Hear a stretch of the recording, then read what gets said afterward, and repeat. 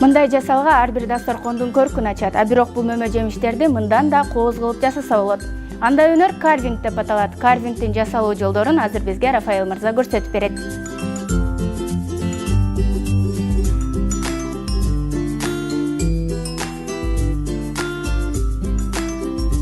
Саламатсыздарбы? Мен сиздерге азыр карвингдин эң оңой жолдорун көрсөтүп берем. Эмнелерден баштайбыз? Биринчи алма, бул жерде азыр алма, банан, шабдалы, жүзүм бар. Алма, банан жана шабдалы. Шабдалы. Мен да сизге жардам турсам болобу, э? Мунун ичин алабыз биринчи. Кашын ичин алабыз. Ичин алып, жегенге удобный болот. Жегенге ыңгайлуу болот. Ыңгайлуу болот.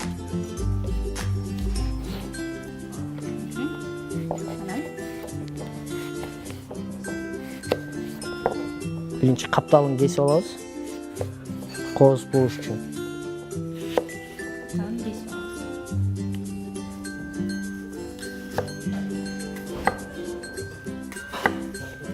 Негизи карвингди бардыгы эле жасай алабы? Бардыгы эле кожойкелер. Жасаса болот. Мен туура кесип атамбы?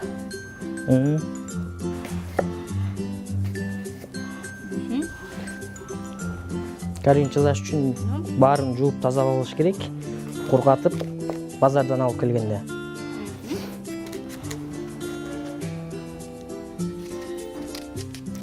Базардан алып атканда карап тандап алыш керек да. Негизи карвинг жасоодо өзүнүн эрежелери болсо керек, Эрежелери биринчи алып келгенде жуйсуң. Анан бул фруктовый нарезка кылып атканда көбүнчө эле эмелер биринчи алма кесишет башына.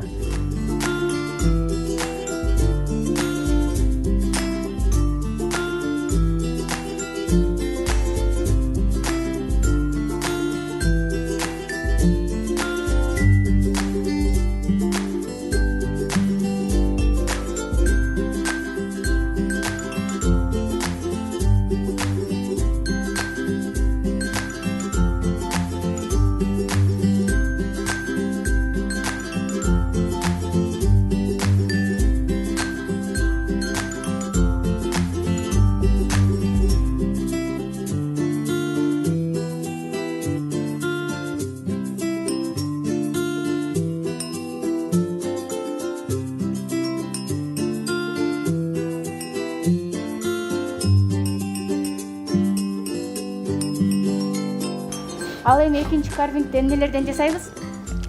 Бадыраң, помидор жана перец. Муну да кооздоп кесебиз. Так ортосунан бөлүп алабыз биринчи.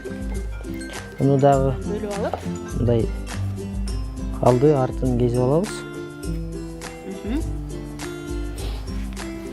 Алма кезгенде муну да кооздойбуз. Бизге 3 помидор жетет, 3 помидор жетет.